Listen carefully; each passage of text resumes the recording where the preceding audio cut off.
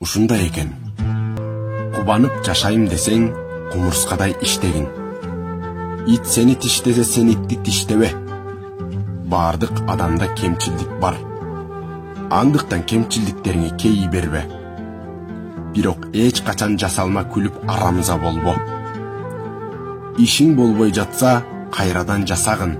Ташты бир тамчы эмес, арты-артынан тамган тамчылар тешет. Бул дүйнө бир даракка окшойт. Биз болсо ал дарактагы кээси чийки, кээси бышкан мөмөлөр сыяктуубуз. Бир жылда 40 китеп окуйм десең, күнүгө 25 беттен окуганды адат кыл. Бир китеп окусаң баарын билемдейсиң.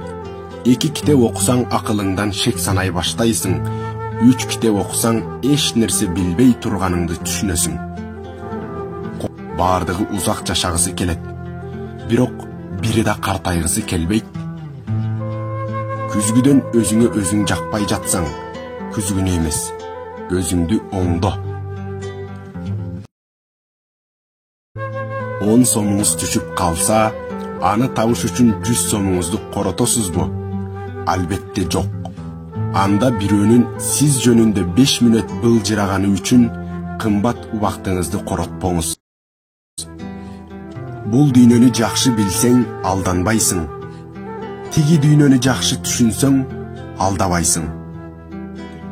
Сен бара турган караңгы мүрзөңдүн прожектору түнкү тахажжуд намазы.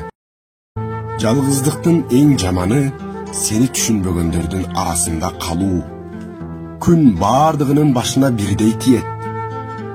Бирок гүл башка, тикен башка жыттанат.